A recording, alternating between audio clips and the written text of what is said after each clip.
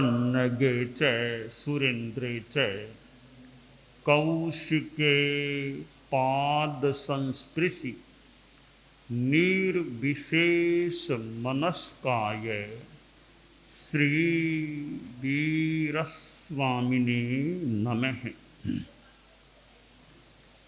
आयारो आगम में कहा गया है, तम्हा पंडिए हृणो हरिषे हृणो कुज्झे। छोटा सा यह आयारों का सूक्त है, सूत्र है। इसमें समता की साधना का, समता धर्म के समाचरण का मानो संदेश दिया गया है। हम जीवन में कभी हर्षान्वित हो जाते हैं तो कभी आक्रोश गुस्से में भी आ जाते हैं। अनुकूल परिस्थिति आती है, आदमी खुशी से झूम उठता है, ऐसा हो सकता है। प्रतिकूलता आ गई, आदमी दुखी बन जाए, कभी आक्रोश में आ जाए, निराश होकर बैठ जाए, मन में कष्टानुभूति होने लगे। यहाँ आयारों में कहा गया है, तम्हा पंडिएणो हरिषेणो कुज्झे। इसलिए, इसलिए किस लिए? पीछे बताया गया है कि यह जीव अनेक बार उच्च गोत्र वाला हो गया, अनेक बार नीच गोत्र वाला हो गया। तो अब खुशी किस बात की ज्यादा मनानी है, गुस्सा भी क्यों करना है? कोई हीन नहीं, कोई अतिरिक्त नहीं। हीन और अतिरिक्त व्यवहार में हो सकता है। व्यवहार में तो हीन भी होता है, कोई अतिरिक्त भी हो सकता है कि दीक्षा पर्याय कम है, एक साधु का दीक्षा पर्याय बहुत है। एक 50 वर्ष पार कर चुका दीक्षा पर्याय में, एक 2 वर्ष भी नहीं हुए दीक्षा लिए, तो इनकी तुलना करें। 50 वर्ष संयम पर्याय पार हो गया वह साधु एक बड़ा है, अतिरिक्त है, बड़ा है। 2 वर्ष भी नहीं हुए, उसकी तुलना में वह बहुत छोटा है, हीन है। तो यह उच्चता हो गई, यह हीनता हो गई। गृहस्थ लोगों में देखें, एक दादा है, एक पोता है, तो दादा बहुत बड़ा है, पोता उसकी तुलना में उम्र में और पग में छोटा है, तो बड़ा छोटा हो गया। आर्थिक संपन्नता की दृष्टि से कोई बहुत सक्षम है, कोई गरीब है, तो यह भी उच्चता और नीचता व्यवहार में हो जाती है। ज्ञान आदि की दृष्टि से कोई बहुत विद्वान पढ़ा लिखा है, कोई अनपढ़ है, तो उच्चता और नीचता हो जाए।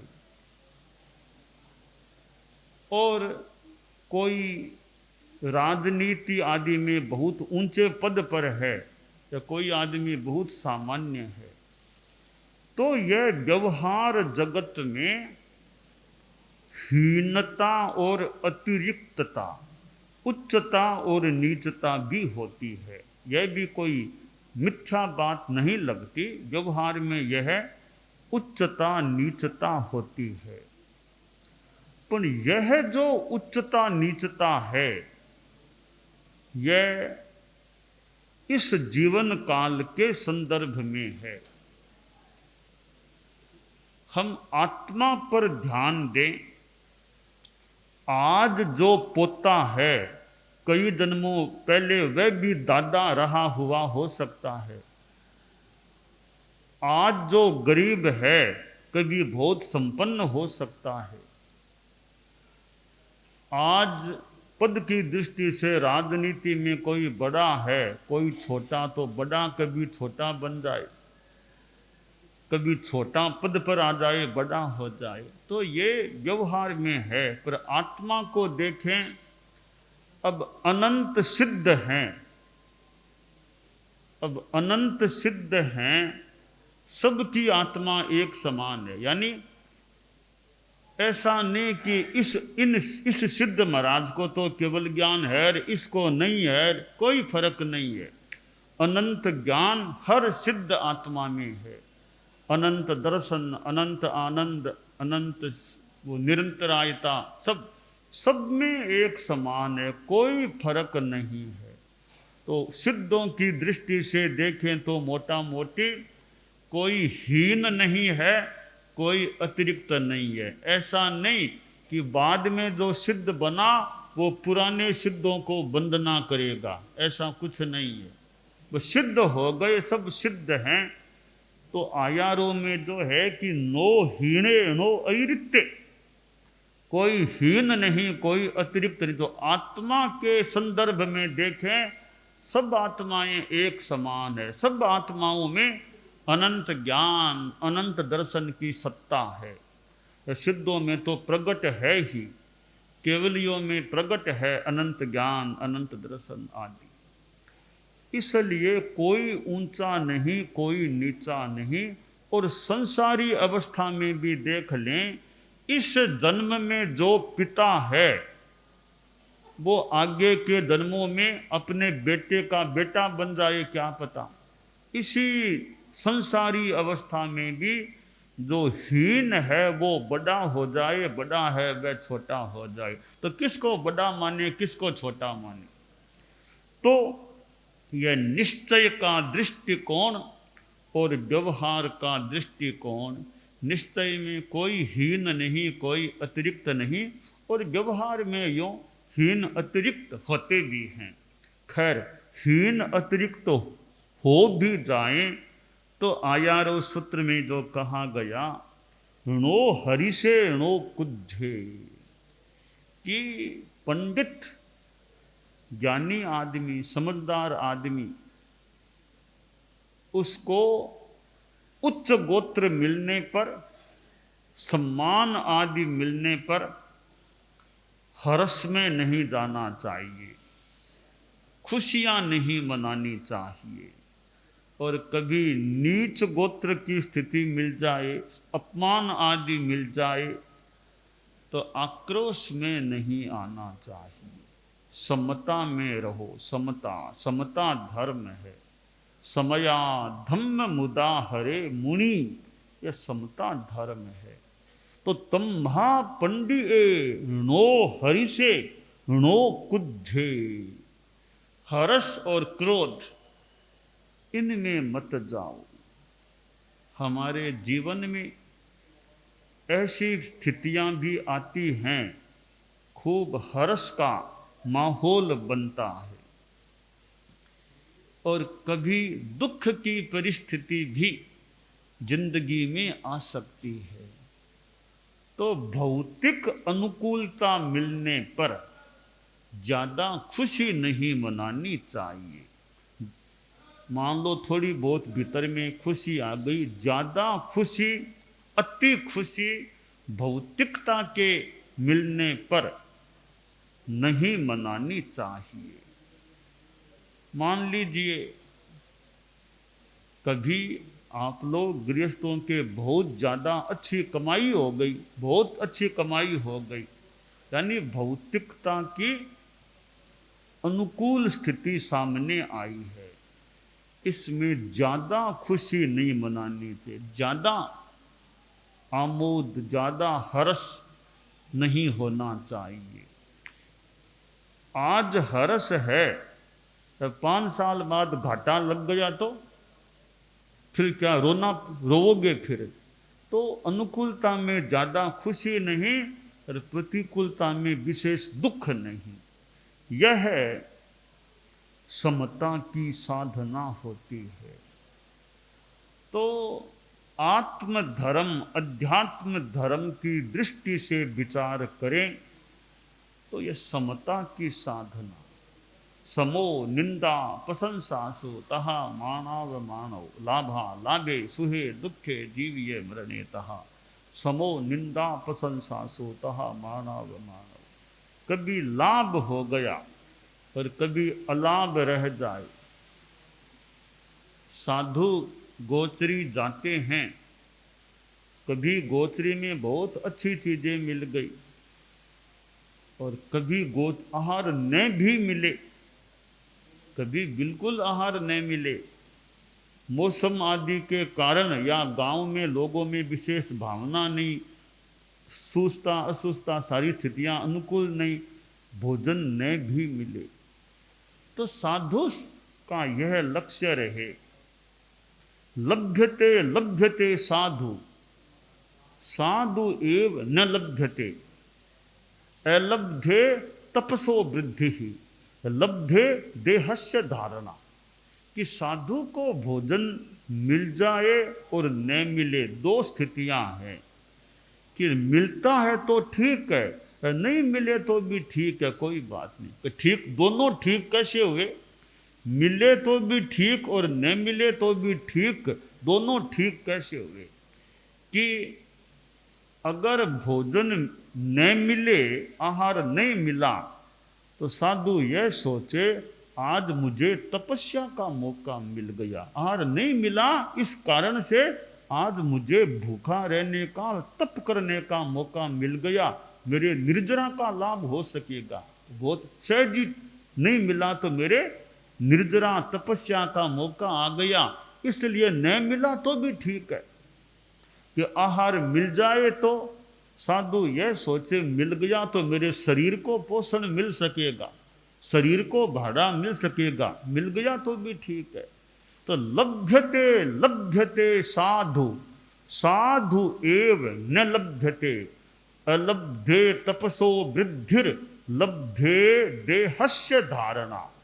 यो साधु समता में रहे, नहीं मिले तो दुखी न बने, मिला नहीं, नहीं मिला तो कोई बात नहीं, अपने शांति रखो, निर्जरा करो, निर्जरा हो जाए, तपस्या हो जाए।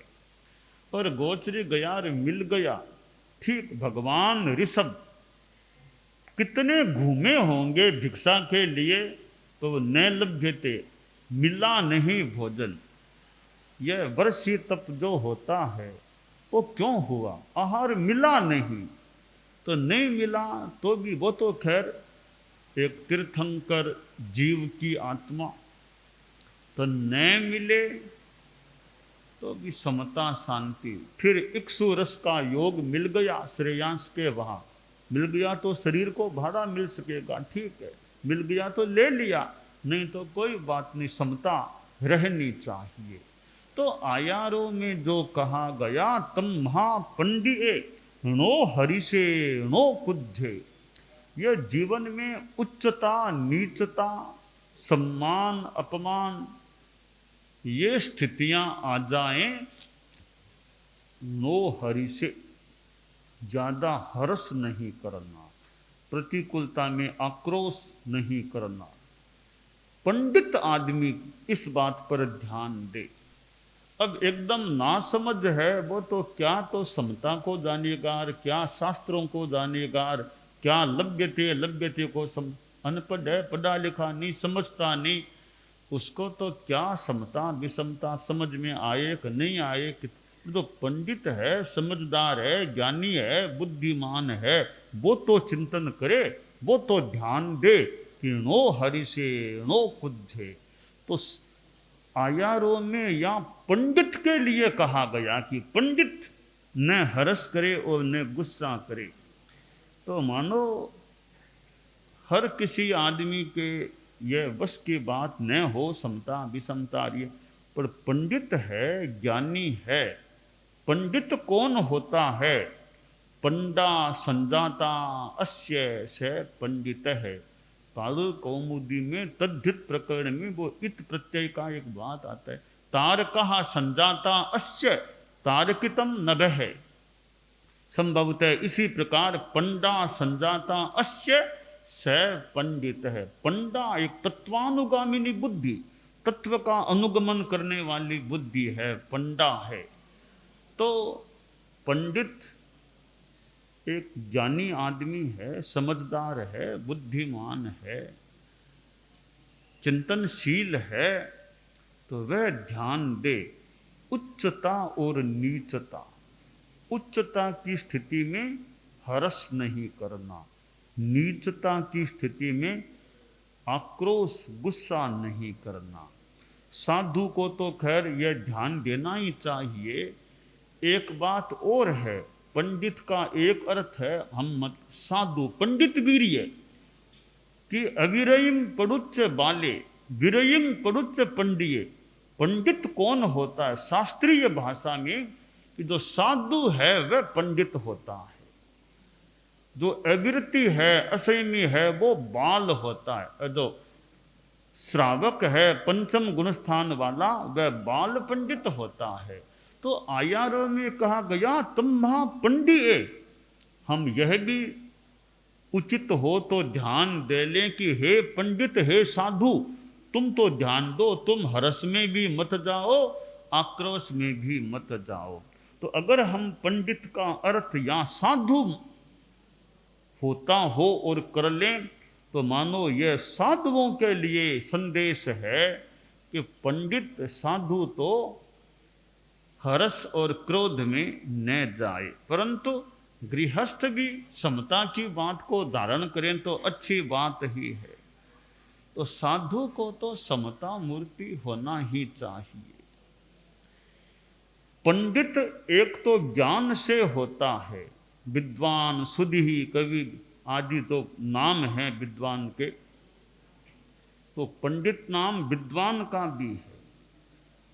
पंडित जी आ गए, पंडित जी, ये जो ऐसे ब्राह्मण लोग और जो कुछ जानकारी, पंडित जी आए हैं, पंडित जी आए हैं, तो ऐसे पढ़े लिखे ज्ञानी लोग पंडित कहलाते हैं। और पंडित का दूसरा अर्थ करें साधु, ज़्यादा विद्वान नहीं भी है पर संयमी है, चारित्रवान है, तो वह अपने आप में पंडित होता है, पंडित वीर्य वाला होता है। तो साधु हो उसको भी समता में रहना चाहिए। और गृहस्थ भी ध्यान दें भाई, जीवन में अनुकूलता प्रतिकूलता की परिस्थितियां आ जाएं, हम उनमें समता में रहने का प्रयास करें। कोई कठोर वचन बोल दे, परिवार में भी कोई कटु बोल दे, कड़ा बोल दे, तो भी शांति रखो, समता रखो। कह दिया तो कह दिया, कोई बात नहीं, कोई बात नहीं। कभी परिष्कार का इंगित करना होगा तो देखेंगे, वरना अपने तो समता रखो, शांति रखो। एक बोला, दूसरा फिर बोला, फिर वो बोला तो बोला रहा, लड़ाई झगड़ा कलह होने की स्थिति बन सकती है। समता रखो तो बात को विराम मिल सकता है। समता रखने वाला बड़ा है, कि बड़ा कौन छोटा कौन, कि समता रखने वाला बड़ा है, विषमता में जाने वाला छोटा है।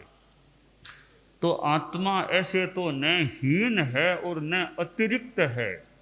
साधना की दृष्टि से देखें, जो समता की साधना में लीन है वह बड़ा है, और जो विषमता करता है, राग द्वेष से अनुरंजित आत्मा वाला है, राग द्वेष करने वाला है, वह छोटा होता है। तो हम बड़े रहें, बड़े बने, बड़े रहें, समता के आधार पर बड़े रहें। तो ये आयारों का सूत्र है, तुम महापंडिये नो हरिषे नो कुज्झे। इसलिए पंडित पुरुष न हर्षित हो और न कुपित हो।